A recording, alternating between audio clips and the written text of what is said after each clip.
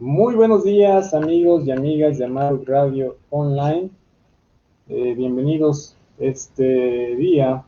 Vamos a conversar con el doctor Walter González García, quien es doctor y magíster en nutrición. Él ha sido docente en la Universidad Estatal de Guayaquil, en la Universidad Católica Santiago de Guayaquil, y actualmente se desarrolla como docente en la Universidad Técnica de Babahoyo. Vamos a darle la bienvenida al doctor Walter González García. Estimado doctor, bienvenido, un gusto tenerlo aquí. Muy buenos días. Para mí es el gusto, don Luis. Bendiciones para usted y su familia. Y esperemos conversar sobre este tema tan interesante y que los que están conectados pues se edifiquen con el conocimiento que se va a transmitir. Y el único afán es de que la población se culturice en los hábitos alimentarios adecuados para manejar un mejor estado de salud, para tener mejores defensas y obvio para regular el funcionamiento de cada órgano y sistema que tenemos. ¿A través de qué? De lo que dijo Sócrates, del alimento. Que tu alimento sea tu medicina y tu medicina sea tu alimento. Excelente, doctor. ¿Qué podemos decir de la diabetes? ¿Qué es esta enfermedad? ¿Qué es la diabetes, doctor? Bueno, es un trastorno de los hidratos, un trastorno metabólico, los hidratos de carbono, donde ocurren una serie de eventos que se manejan asimismo por una serie de factores genéticos, ambientales más que nada, elementos conductuales de la persona, porque la conducta alimentaria, la conducta del estilo de vida también influyen, aparte de la genética, para que este trastorno se genere en donde el páncreas, que es el que genera insulina, la insulina, que es lo que se encarga de empujar el azúcar dentro de la célula, para que la célula, a través de ese suministro energético, cumpla sus funciones, todas las células del organismo. Pero cuando hay un trastorno como el de la diabetes, el páncreas genera poca insulina. Entonces el azúcar que tiene que entrar a las células no lo hace y se queda vagando, se queda paseando en la sangre. Entonces cuando nos hacemos el examen de glicemia, sea en ayunas, sea postprandial, entonces encontramos mayor cantidad de glicemia, ¿sí? ¿Por qué? Porque no hubo el empujador, en este caso podríamos decir, para que lo introduzca a la célula. Entonces ese trastorno lleva a una serie de eventos fisiológicos anormales en el organismo y que por lo general cuando es incontrolada conlleva a muchos problemas muy serios como la retinopatía, la nefropatía, la neuropatía diabética, que a veces terminan en amputaciones de ambas piernas y así estos eventos. ¿Cuáles son los factores de riesgo para contraer esta enfermedad?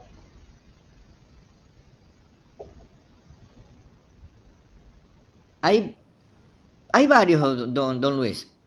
Vamos a tratar de describir unos cuantitos, ¿ya? Los niveles de glucosa y de triglicéridos en la sangre casi siempre están elevados, ¿ya? Ese es un factor de riesgo. Los niveles de colesterol alto, del colesterol bueno, que es el HDL, que tiene que estar mínimo de 40, a veces está menos de eso. Entonces el colesterol, entre comillas, que le llamamos bueno, que es el HDL, H de high, ¿ya? Está debajo de las cifras normales. Entonces cuando usted tiene un colesterol HDL de 40 o más, su riesgo cardiovascular es menor, ¿correcto? Eso también es un factor de riesgo. Otro factor de riesgo, el perímetro cintura. Antes se hacía hincapié en el índice cintura-cadera. Es decir, si usted tiene 100 de cintura y tiene 98 de cadera, es un riesgo, ¿ya? Las mujercitas, por ejemplo, por su estructura anatómica, ¿ya? deben tener en cintura, por decirle, 70, de cadera 90. Entonces hay unos 20 centímetros. Cuando usted hace esa relación, divide 70 para 90, entonces usted va a encontrar un cociente de 0.75, 0.76 que lo ubica dentro de lo normal. Pero apareció un perímetro más predictor, que es el de la cintura, la circunferencia de cintura. Entonces, aquellas mujercitas que tienen un perímetro de cintura mayor a una circunferencia de cintura mayor a 80, los varones mayor a 100, mayor a 94, dependiendo de la bibliografía que usted consulte, están en un proceso de riesgo cardiometabólico. Y eso es un factor de riesgo para esta enfermedad. Y ese perímetro de cintura te lleva a un diagnóstico de una obesidad androide, donde la configuración de la persona se ve como el de una manzana, ¿ya? La obesidad ginoide es cuando usted ve que las lonjitas le guindan a los lados de las personas y se toma una forma de pera, ¿ya? Y esa es una obesidad ginoide, ¿ya? Entonces, todo ese tipo de obesidades también por la distribución corporal de la grasa en el cuerpo lo lleva a ser un factor de riesgo también para esta enfermedad. Y otro que es más complicado, pero que casi no se lo nombra nunca, es las dislipidemias, ¿ya? El trastorno en controlar los lípidos sanguíneos. Entonces, hay personas que tienen un IMC de 20, 22, pero tienen dislipidemia, ¿ya? Porque es un trastorno asimismo metabólico. Entonces, quien tiene siempre esas patologías, también se lo cuenta como un factor de riesgo para la aparición de la diabetes, el sedentarismo, ¿ya? Entonces, no hay que confundir lo que las madrecitas de familia dicen: doctor, yo barro, yo plancho, yo cocino. Esos son sus quehaceres domésticos. Actividad física es la que nosotros ejecutamos después de haber hecho nuestras actividades diarias. Dedicarle 30 minutos como mínimo, 30 minutos a una actividad física moderada durante 5 días, es decir, 150 minutos. Ahora, para que se considere una actividad física que te va a lograr mejoras en tu estado de salud, las bibliografías dicen que son 250 minutos de actividad física a la semana, como mínimo, ¿ya? Ese es otro factor de riesgo. Un índice de masa corporal mayor a 30 también es un factor de riesgo. Y otro que la gente no menciona, pero que es tremendamente dañino, el tabaquismo. De nada vale que usted no fume, pero si en su casa su esposa fuma, usted es un fumador pasivo. Y ya recibe esa nicotina con un añadido, con dióxido de carbono, porque ya la está expeliendo la persona que inhaló esa nicotina. Esos son los factores de riesgo. Estimado doctor, ahora también, además del IMC, se habla de la composición corporal, ¿no? De los porcentajes grasos elevados, porque Claro. pueden haber pacientes con un índice de masa corporal normal, pero con un porcentaje graso elevado. ¿Eso también es un factor de riesgo? Pero claro que sí, un factor, y es súper importante. Lo que pasa es que la mayoría de los pacientes, cuando van a una unidad hospitalaria, simplemente el auxiliar de enfermería lo que hace es subirlo a la balanza, lo pesa y lo mide.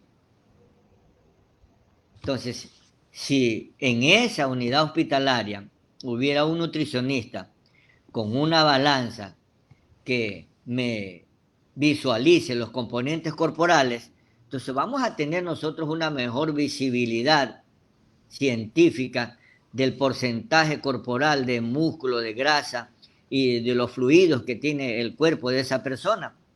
Vamos a poder nosotros diagnosticar de una manera más precisa, ¿ya?, el tipo de alimentación que tiene que ser destinado a esa persona, porque todo es individualizado. Excelente, doctor. Hay algunos mitos en cuanto a la alimentación de los pacientes con diabetes, ¿o no? Uno de ellos es, ¿el alcohol produce diabetes? No, el alcohol no produce diabetes, pero sin embargo, recordemos que 1 gramo de hidrato de carbono me proporciona 4 kilocalorías. 1 gramo de grasa me proporciona 9 kilocalorías. 1 gramo de proteína me proporciona 4 kilocalorías. Pero 1 gramo de alcohol me proporciona 7 kilocalorías. Calorías vacías. ¿A qué le llamamos calorías vacías? Aquellas calorías que no me dan nutrientes. En este caso, los hidratos de carbono actúan como tales, como fuente energética. Las proteínas también, aunque no es su finalidad principal. La función principal de las proteínas es formar un nuevo tejido, reparar un nuevo tejido. Actúan como anticuerpos en nuestro cuerpo, ya en nuestro organismo, pero nos dan nutrientes. Son nutrientes. El alcohol no me da nutrientes, simplemente me da calorías. Entonces, imagínense, un vaso de cerveza. ¿Cuánto mide el vaso? 200 cc. Chiquito, el pequeñito. 2 por 7, 14. 1400 kilocalorías ahí. Una cerveza tiene 750 kilocalorías, perdón, 750 mililitros. Multiplique 750 por 7. Y la gente cuando se va a tomar su cervecita, entre comillas, ¿ya? No se toma una. Se toma una java como mínimo. Entonces usted multiplica esos 750 por 12. Y si fueron 2, divida para 2. Entonces, cada persona esa se está consumiendo en ese ratito aproximadamente 31.500 kilocalorías. Wow. Vacías. Hepatotóxicas, porque la única función del alcohol es dañar el hígado. Doctor, entonces de ahí tiene lógica la frase común que se escucha, ¿no? La barriga cervecera. Exacto, claro, porque vamos acumulando ese exceso de cebada que tiene la cerveza y no la gastamos. Entonces, ¿de qué se trata? Se trata de que si usted mide 1,70, pesa 70 kilos, necesita aproximadamente usted 2.400 kilocalorías al día. Esas 2.400 kilocalorías usted tiene que gastarlas en el día. Usted tiene que acostarse en cero. Pero a veces consumo más de 2.400 y me gasto apenas 2.000. Esas 400 se van depositando. ¿Cómo? Como tejido graso. De ahí la importancia de someter a un paciente a que se suba a una balanza donde me determine los componentes corporales y no simplemente a una pesa, entre comillas. Doctor, en cuanto a los alimentos también, ¿las uvas y el plátano suben el azúcar? Otra pregunta. A ver, el asunto es que el paciente diabético debe comer de todo, ¿ya? Debe comer de todo. Las uvas, como tal, si yo tengo diabetes, no me voy a comer 1 libra de uvas, pero sí me puedo comer 7 uvas.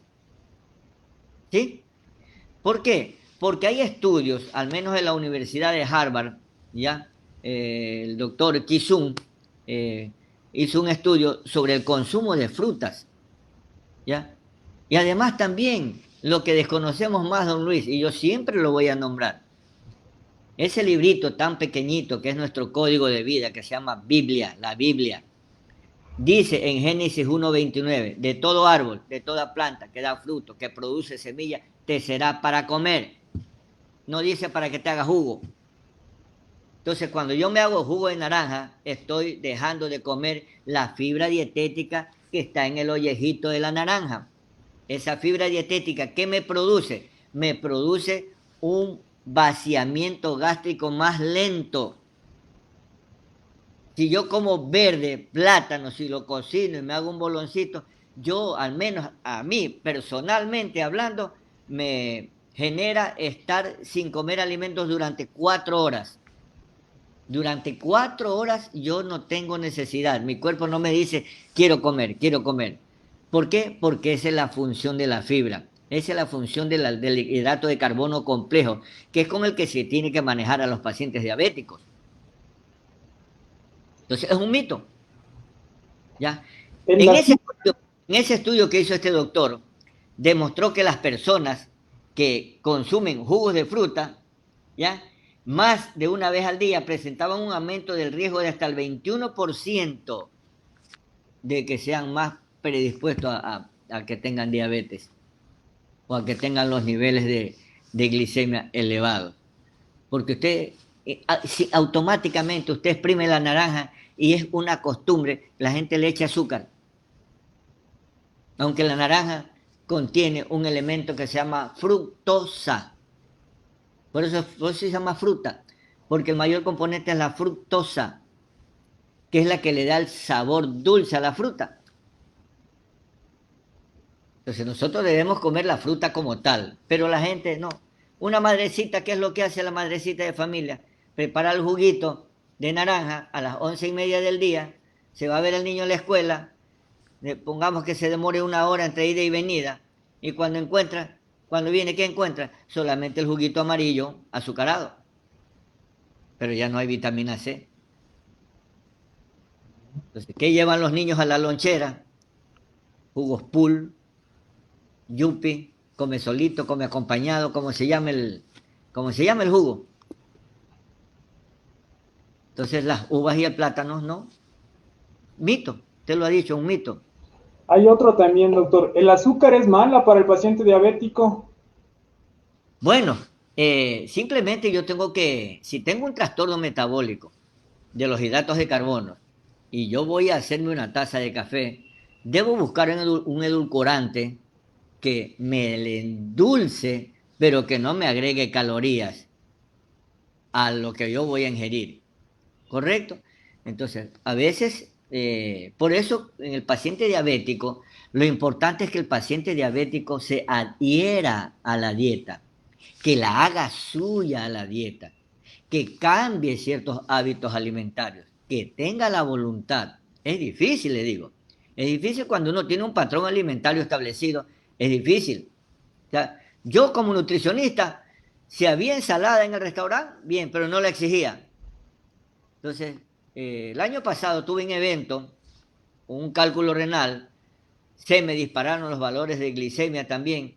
Entonces, ahora cuando yo voy a la universidad, al menos a la señora del restaurante en la mañana le voy a decir, ya vengo, no se olvide mi ensaladita. Entonces, ahora cuando ya yo como aquí en mi casa y por A o B motivo no hubo ensalada, me choca. ¿Por qué? Porque ya lo adapté a mi patrón alimentario que antes no lo tenía adaptado. Y eso es lo que hay que trabajar con el paciente diabético, que se adhiera a la dieta, que cambie el consumo de ciertos alimentos. Doctor, tenemos una pregunta acá y es probable que tiene que ver con esto de adaptarse a consumir alimentos saludables, ¿no? Dice, buen día, doctor, ¿por qué cuando como fruta en la mañana me duele la barriga?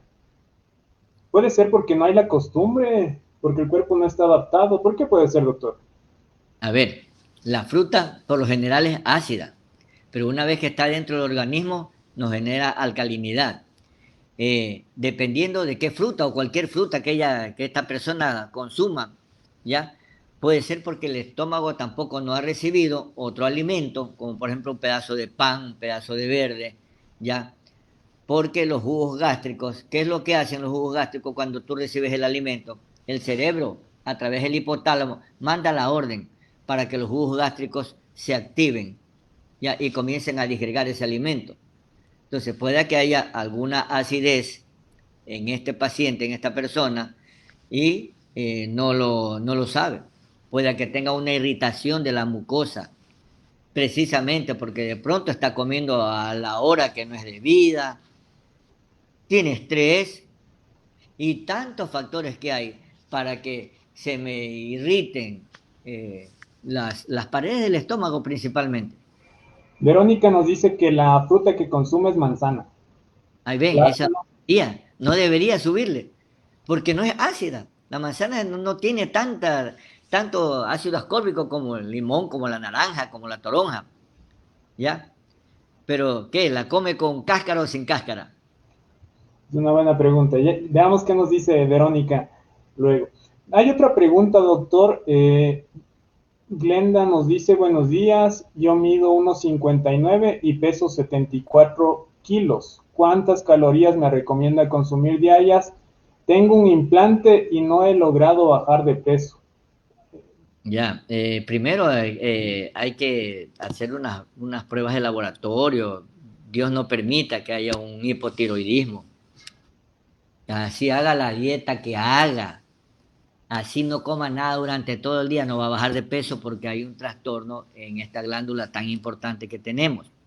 Ahora ella mide 1,59, dice, ¿verdad? 1,59, sí. Debe multiplicar 1,59 por 1,59. ¿Cuánto da? Déjeme ver si yo le saco rapidito. Y de aquí, doctor, el consejo es que cada patología, cada paciente va a presentar Debería pesar diferentes cuadros, ¿no? 57 kilos como máximo ella. ¿Cuánto está pesando? 74 kilos. Entonces, claro, está en sobrepeso ya, rumbo a la obesidad. Hay un factor de riesgo, ¿no? Claro, hay un factor de riesgo. Entonces, ¿qué es lo que tiene que hacer? Caminar. Mínimo 1 hora al día. Primero que camine 10 minutos después de cada comida. Desayunó, camine 10 minutos en la salita. Yo camino hasta 1 hora a veces. ¿Ya? Yo no puedo salir a trotar, ya no puedo salir a jugar, pero como toda la vida he hecho actividad física, yo me subo mi escalera que tiene 14 escalones, mínimo 30 veces al día, mínimo. De ahí lo que venga, pero mínimo, es lo mínimo. Cuando yo sumo, cuando yo multiplico 30 por 14, entonces veo que me he subido 420 escalones en el día, como mínimo, con pesas Doctor, en las piernas. ¿por qué piensa usted que no existe en el Ecuador la cultura suficiente para poder acudir a un nutricionista? No podemos ver como el ejemplo ahora de Glenda, como el ejemplo de Verónica. Estos ejemplos se deben repetir por miles y miles en el Ecuador. Y Bueno, son cosas que algo, detectadas a tiempo se podrían lograr algo, resultados algo, positivos, ¿no? Y no algo se llegar a la diabetes. Sí, algo se está mejorando ahora. Miren que los internos, los estudiantes de nutrición ya hacen internado y hacen 2 ciclos en el internado, uno clínico y uno comunitario.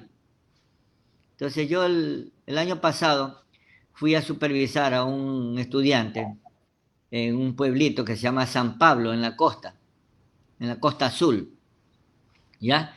Y entonces la directora del centro de salud, usted hubiera visto cómo estaba agradecida, doctor, nunca habíamos tenido un interno en nutrición. Si usted supiera cuánto nos ha ayudado este chico, dice, yendo a las comunidades, atendiendo a la gente aquí, educándoles, imagínese, si hubiera un nutricionista por cada centro de salud, ¿cuánto beneficio a nuestra patria sería? Porque solamente educando al paciente, el paciente va a cambiar sus hábitos alimentarios. Pero si tiene el desconocimiento, si no tiene quien lo oriente, si no hay esa cultura de ir a donde el nutricionista, ¿sí? Porque ahora de nutrición habla todo el mundo. Habla un presentador de programas, habla el pesista, habla cualquier persona y te da unos tips de nutrición. Y ojo que a él le pueden haber funcionado. A él, ¿Cómo? a la persona que da Claro, los pronto le a él puede le haber funcionado. funcionó, sí, porque cada cabeza es un mundo, ¿ya? Yo puedo tener la misma talla suya, te puedo tener la misma edad suya, pero mis necesidades energéticas son diferentes a las suyas, por la actividad física que tenemos, cada uno, ¿verdad? Entonces usted va a la oficina, pero yo soy físico-culturista. Entonces mi índice de masa corporal es de 27,6, pero de músculo. Su índice de masa corporal es de 27,6, pero de masa grasa. Exactamente, es por Eso eso tiene que ese conocimiento tiene que llegar a la población. ¿A través de quién? Del especialista, del nutricionista. De ahí la importancia, pues, de que se generen fuentes de trabajo. Para nosotros hay tantos nutricionistas, tantos que yo conozco, que están desocupados. Ujú. Doctor, tenemos otra pregunta de Mireya Mora. Ella nos dice, buenos días Jorge y buenos días doctor. ¿Existen carbohidratos dañinos para pacientes diabéticos? Esto también puede ser un mito, ¿no? Claro, es que es un mito, es un mito. Por ejemplo, el arroz, no comas arroz, que el arroz engorda. No, el arroz no engorda, engorda el que come arroz. El arroz no engorda, el arroz se hincha porque usted le pone agua. Y el arroz es un hidrato de carbono complejo porque tiene almidón. Pero si yo como más de lo que me corresponde, obvio que me voy a engordar. Este cuerpo que el Señor nos hizo, nos diseñó a su imagen, dice la Biblia, a su imagen. Es científico, es perfecto. Utiliza lo que Él necesita. Lo que no necesita, desgraciadamente, no lo puede eliminar. Lo guarda. Y eso que se guarda se transforma en grasa. Usted que anda con la composición corporal, usted conoce perfectamente. Se deposita como tejido adiposo. ¿Ya? Entonces, si yo voy a utilizar, miren, por ejemplo, eh, va el paciente diabético a la casa y le espera una sopa de fideo con queso, papa y leche, un arroz con menestra y una carne apanada. Le acabamos. 5 hidratos de carbono ahí, 5, ¿verdad? Pobre páncreas, ¿ya? Pero si le decimos al paciente, a ver, usted va a tomar una sopita de fideo con queso, papa y leche, ya. Usted elija, le decía yo al paciente, elija o la papa o el fideo. Cómase su buena papa, le decía yo, cómase su papa de este porte. Pero ya no me come ni arroz, ni yuca, ni pan, ni fideo, ni galletas. Ya está su hidrato de carbono, ya está lo que su cuerpo necesita. Entonces, es de diferenciar un hidrato de carbono que me produzca saciedad, un hidrato de carbono complejo, como es del plátano, como es la yuca, ¿sí? Que me produzca saciedad, que no permita que el paciente esté comiendo a cada rato, porque va a haber un vaciamiento gástrico rápido, ¿ya? Usted se come un paquetito de galletas saltinas y usted en media hora usted tiene ganas de comer. Pero usted se come un boloncito de verde cocido, usted mínimo, después de 2 horas y media, 3 horas, recién tiene ganas de ingerir algo. Yo 4 horas, porque es individual la cosa, pues, ¿no? Pero yo eso sí lo tengo comprobado. Yo me como un boloncito de verde, ¿ya? Y yo en 4 horas no vuelvo a probar bocado, porque el cuerpo me dice, está saciado. Doctor, ¿cómo saber nosotros mismos? No sé si es que hay alguna forma de saber si es que eso es suficiente para nuestro cuerpo, o sea, de que ya estamos saciados, de no comer más allá de lo que necesito. ¿Hay alguna forma? ¿Se puede identificar eso? Hay varios métodos. A ver, esta niña que estaba aquí, ¿verdad? Que le dije que debería pesar 56 kilos, ¿ya? Eh, supongamos que con la actividad física de ella necesite 1850 kilocalorías. Entonces yo pongo 1850 calorías el 100%, ¿correcto? Entonces bajo del 100 pongo el 25, que es lo que aproximadamente dicen todas las literaturas que debo ser el que debe ser el consumo en porcentaje de mi desayuno. Entonces, si 1850 es el 100% en el desayuno, ¿cuánto debo comer? La colación, todas las colaciones son el 10%. De ahí viene el almuerzo, dependiendo de la persona, dependiendo de la actividad física. O le pone el 30, el 35 o el 25%. Y lo mismo con la cena o merienda que nosotros conocemos, le pones el 25 o el 30%. Y así sacas tú el 100% de lo que tú necesitas. Pero partiendo de tu peso saludable. Pero tienes un peso que está en sobrepeso, yo tengo que tratar de ingerir un poquito menos para ir perdiendo ese peso y moverme más. Esa es la clave. Esa es la clave. Comer menos y hacer más ejercicio para poder bajar de peso, O ¿no? comer lo mismo, pero ejercitarse más. Ah, Entonces va a haber un mayor gasto, ya, que lo que ingresó, y obviamente eso se va a traducir en, primero, en que pierdas masa grasa y ganas masa muscular. otra pregunta, doctor, en cuanto a los mitos de la diabetes también. ¿Comer en la noche engorda? ¿Hace que ganemos más masa grasa? No, no, porque miren, yo le voy a poner mi caso. Yo salgo cuando me ha tocado clase a las 7 de la mañana en la U, salgo a las 5:20, ¿ya?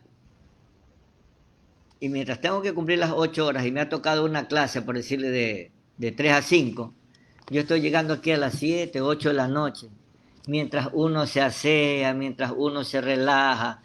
Ya imagínense, a veces he estado merendando a las 9 de la noche. Es de mi comida que me corresponde.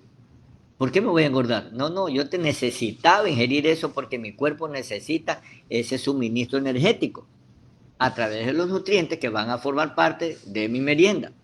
Pero si yo ya merendé y después de una hora, cuando no me ve nadie, me voy a comer mi pedacito de gelatina, mi flancito, mi pedacito de torta que estaba guardado. Hay una rica Coca-Cola que estaba por ahí en la esquinita de la refri. Y eso lo haces todos los días, o 3, 4 veces a la semana, obvio que vas a engordar. Tenemos otra pregunta. Marco Por- nos dice Marco, buen día. ¿Es recomendable que un paciente diabético meriende frutas? A ver, el paciente diabético tiene que comer de todo, ya, y si en la merienda le corresponde comerse una frutita que se la coma, que se coma su durazno, que se coma una manzana pequeña, ya, pero como parte de su merienda, no que va a ser su merienda.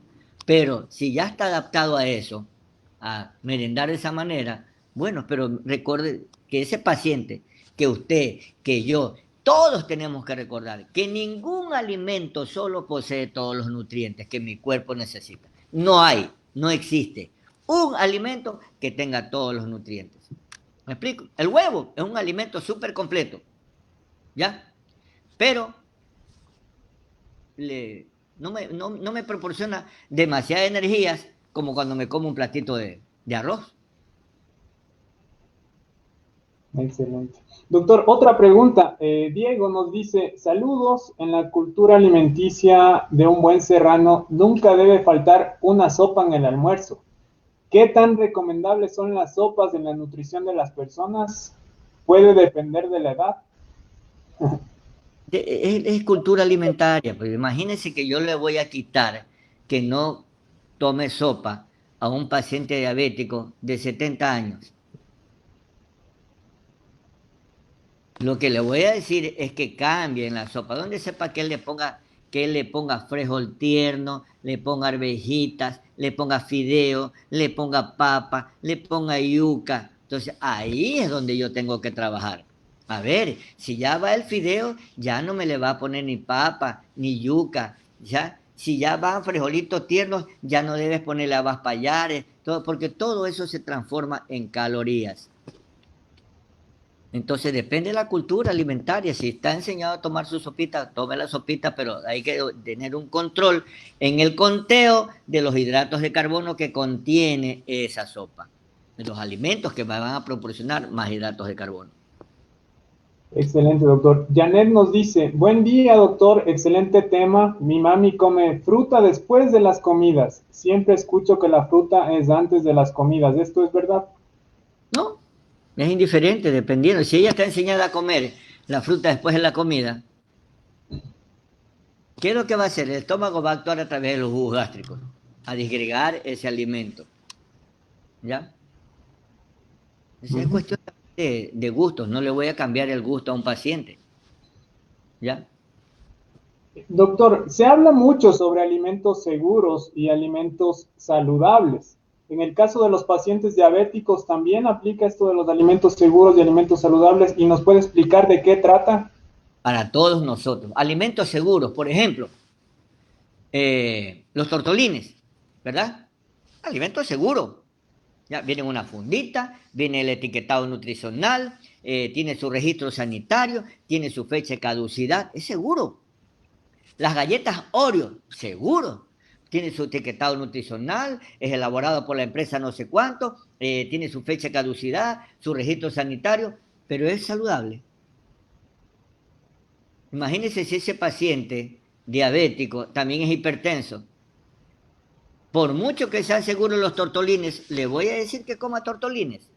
No, son seguros, pero no son saludables. Los embutidos, ¿verdad?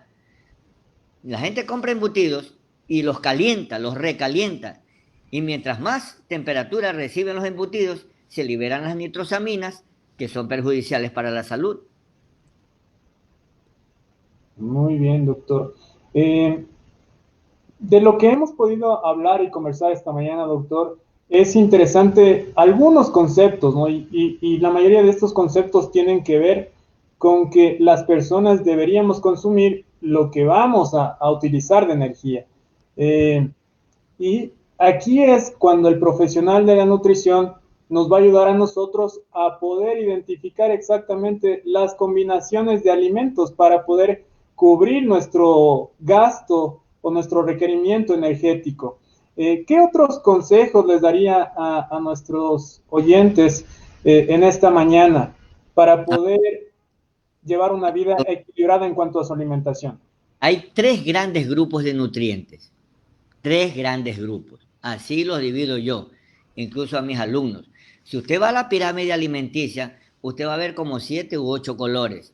Y yo le pregunto a cualquiera, ¿qué alimentos hay en color verde? ¿Qué alimentos hay en color amarillo? ¿Qué alimentos hay en el color morado? ¿Qué alimentos hay en el color blanco?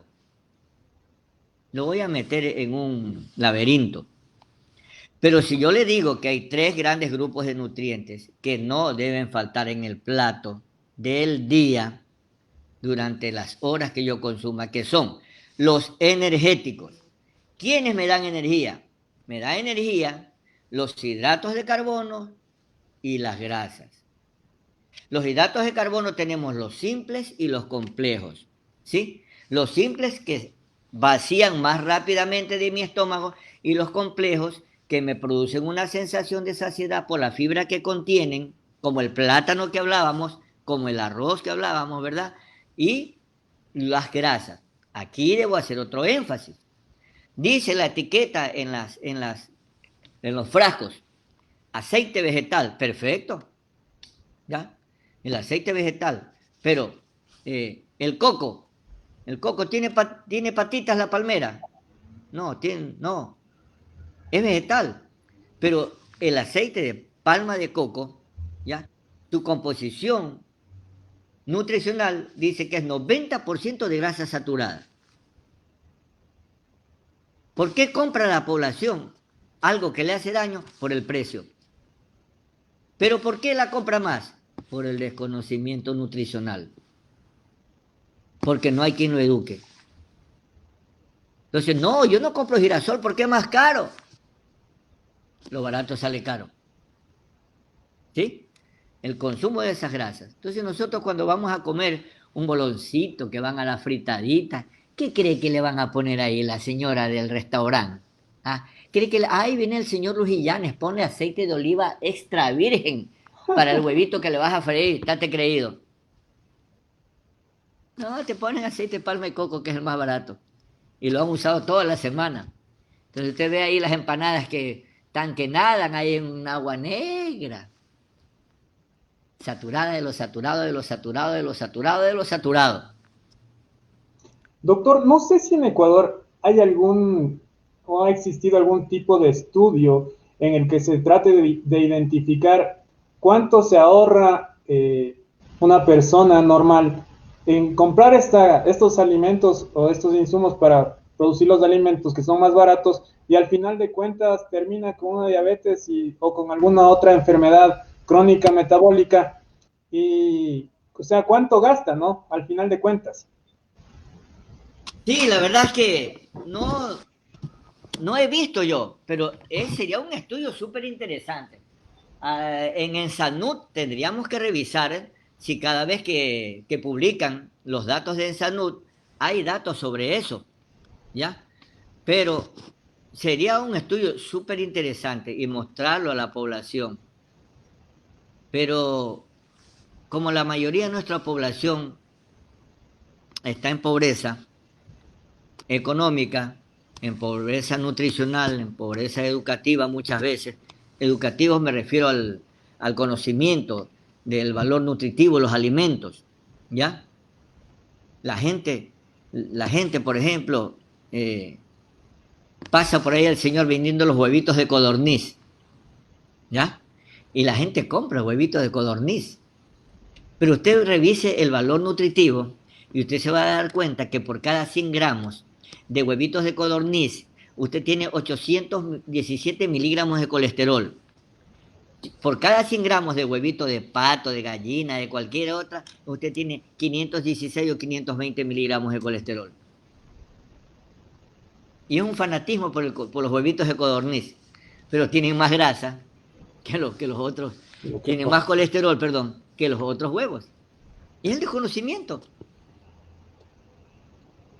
Muy bien, tenemos otra pregunta aquí de Diego.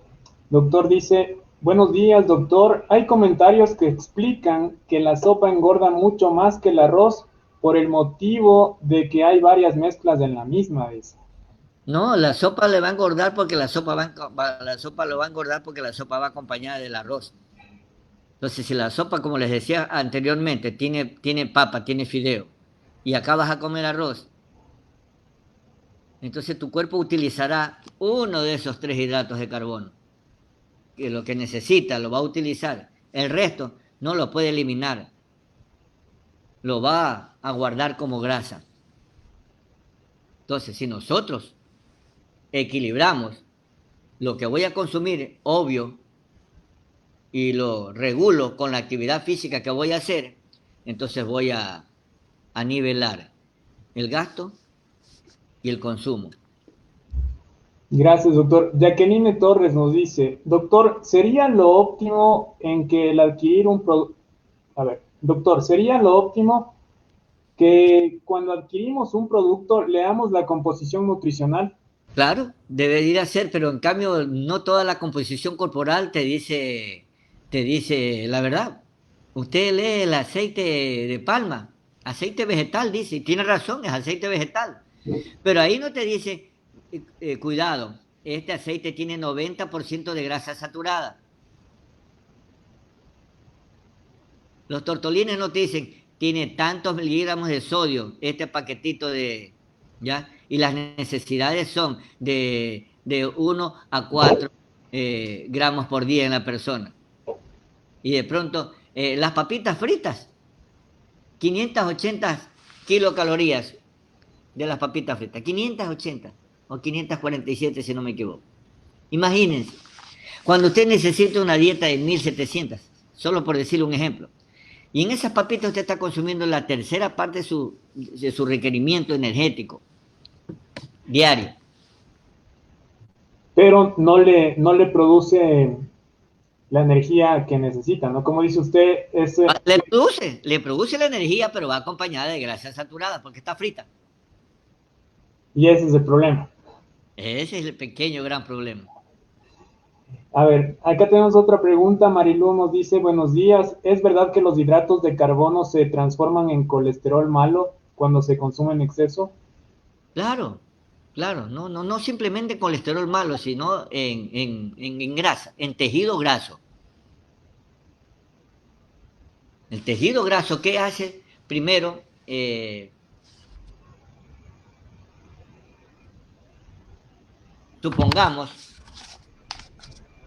supongamos que esta es una arteria, ¿sí? Y por aquí pasa la sangre, ¿sí? Por aquí pasa la sangre. Cuando consumo demasiados hidratos de carbono, ¿ya? O consumo grasa saturada, las paredes de la arteria primero se van poniendo más duras. Se forma una plaquita que se llama ateroma. De ahí viene la palabra ateroesclerosis. Y este consumo cuando viene por años, porque desde chiquitito fue enseñado a comer el patacón en vez del verde cocinado. Sí, la gente pide patacón. La gente va al restaurante y la señora le dice, un bolón, señora. Y la señora le dice, ¿de qué quiere? ¿De queso o de chicharrón? Y la gente abre la boca, ¡de chicharrón! Entonces, ese chicharrón encantador que piden, les llena esto de aquí. Y llega un momento en que la arteria se hace así. Y ya queda apenita de luz, ¿sí ven? Apenita de luz para que pase la sangre. Como no se hace una tomografía, no se hace un examen computarizado, ¿ya? Una TAC. Entonces no se da cuenta que tiene casi tapadas las arterias, pero el cuerpo le avisa. se le comienzan a dormir los dedos de las manos, los dedos de los pies, cruza las piernas, se le duermen las piernas, se le duerme un cachetito en la nalga, se pone de lado, se le duerme toda esta parte del cuerpo, y ya el cuerpo te está diciendo, oye, oye, oye, mi aparato circulatorio está mal. Entonces, ¿qué es lo que viene después? El evento cardiovascular o cerebrovascular. Es todo un proceso, doctor. Es todo un proceso que puede durar varios años, ¿no? Ese es el primer concepto que yo le digo a mis alumnos. A ver, solamente cuando ustedes me pongan el examen, ¿qué es nutrición? Ustedes solo aprendan, solo pónganme, le digo, nutrición es la ciencia que estudia el proceso de alimentarse. Listo.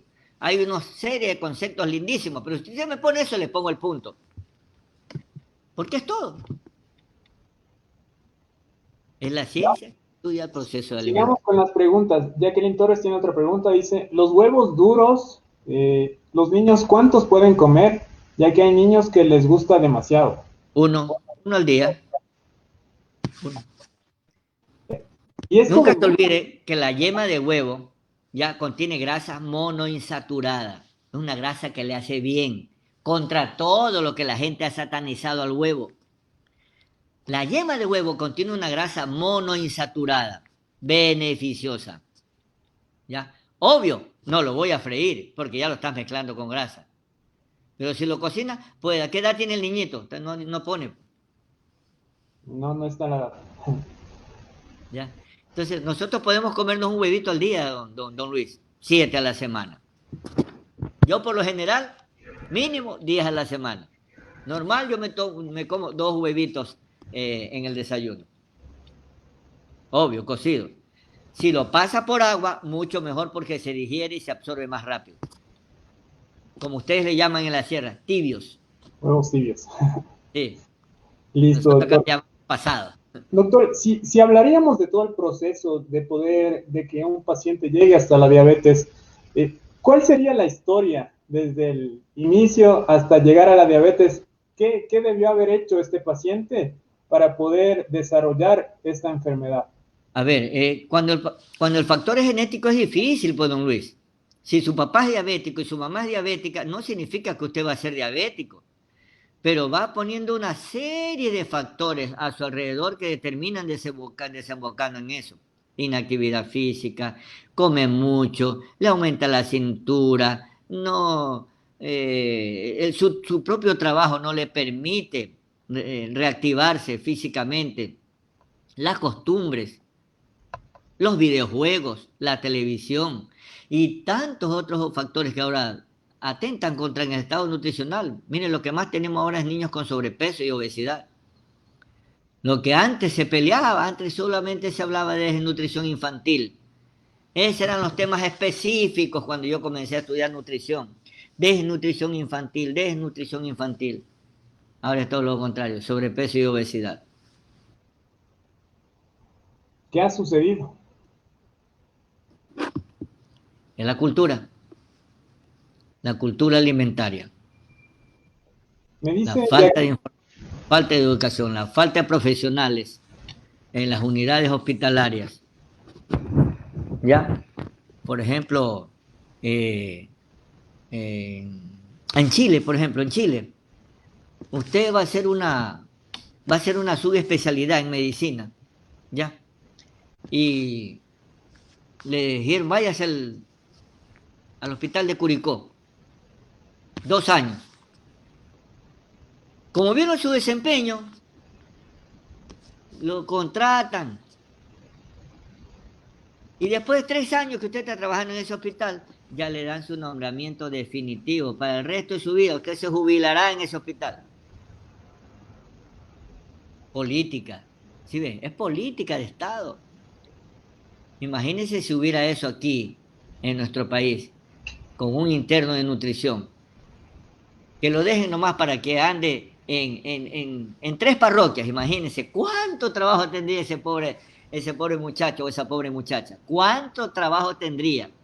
Solo en educar a todo ese número de personas. Para el 28 de este mes yo voy a tener un webinar con unas 4 chicas que que han terminado de hacer el internado, para preguntarles sus experiencias. lo que aprendió, lo que cree que le faltó de aprender, lo que le gustó, lo que no le gustó, de su internado rotativo. Excelente, doctor. Entonces, a pesar de que se ha caminado despacio, sí hay un avance, ¿no? En cuanto Y a la nutrición en el país. yo cuando comencé a estudiar nutrición en 1976, imagínense, mi primer título fue de tecnólogo médico en nutrición. Ni conocíamos la palabra paciente, ni conocíamos. Ahora mis estudiantes del primer semestre ya le detectan a usted y le diagnostican riesgo cardiometabólico o el perímetro de cintura. Le diagnostican su IMC, le diagnostican, en primer semestre mis alumnos le diagnostican su metabolismo basal, en reposo y por actividad física. Es tarea nuestra. Porque yo les digo, les van a preguntar un día en el terminal donde ustedes van, les van a preguntar, oye, ¿tú qué?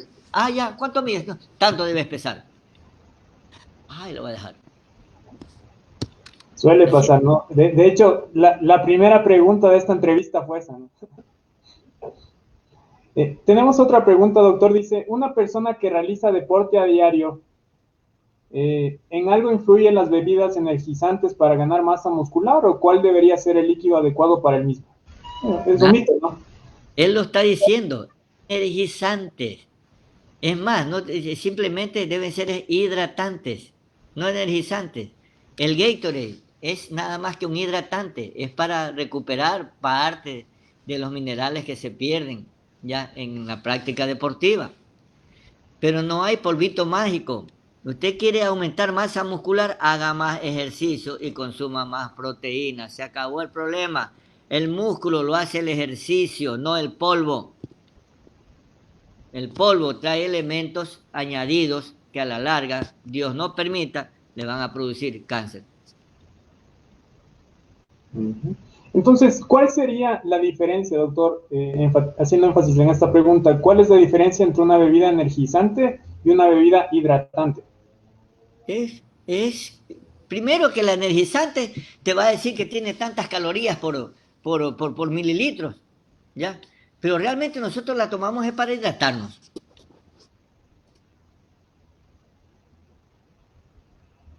Así de simple. Pero Bebida. La no, palabra bebida. no debería ser así. Las No, bebidas energizantes no deberían ser para hidratarnos. es hidratante. Es un hidratante. Kevin Alexander Rocafuerte nos dice, excelente docente, doctor Walter, no sé si es uno de sus alumnos que nos está viendo, pero muchas gracias a todos por habernos acompañado el día de hoy. Doctor, ¿cuál sería su mensaje tanto para los nutricionistas que están en formación como para las personas que nos están escuchando que también tienen un grado alto, diría yo, de interés sobre la Para, nutrición adecuada, ¿no? para los que están estudiando esta maravillosa profesión, imagínense que yo vivo enamorado. Yo en este momento estoy haciendo un curso de nutrición deportiva. Estoy pagando plata. ¿Pero por qué? Porque no me las sé todas. Tengo que aprender. Cada día aprendemos. Aquí, ¿qué es lo que he hecho yo? Retroalimentar todo lo que he aprendido. Entonces, ¿qué es lo que tienen que hacer los estudiantes? Leer. Cuando les envíen un deber, yo les digo a mis estudiantes, ponga el tema del deber, ponga una coma y ahí escriba estudios, para que lo que va a investigar sea científico lo que usted lo que va a leer, un avance científico. Porque si usted se mete a Wikipedia, así que no tengo nada contra Wikipedia por si acaso, si usted se mete al rincón del vago, obvio que va a encontrar es pura chatarra, al menos en nutrición, pura chatarra. ¿Ya? Entonces, tiene que buscar donde diga estudios, ¿ya? Para la comunidad, ¿cuál es el mensaje? Zapatero a tu zapato, busque al nutricionista. Si quiere saber de composición corporal, ¿ya? Hable con don Luis Illanes, ¿ya?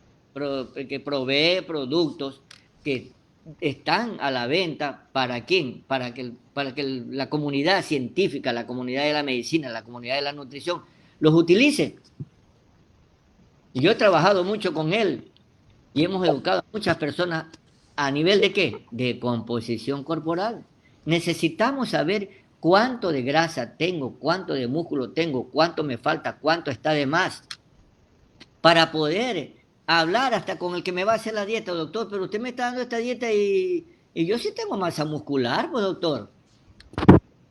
Entonces se va a quedar hasta así el profesional, porque, oíste, sabe. Hay que leer, hay que leer. ¿Pero qué leer? Leer evidencia científica. Listo, doctor. Muchas gracias, doctor. Gracias a todos los que nos escuchan. Esperamos poderle tener con nosotros en una nueva ¿Sí? oportunidad, hablando de estos temas tan interesantes, tan emocionantes y apasionantes que son, tienen que ver con la nutrición.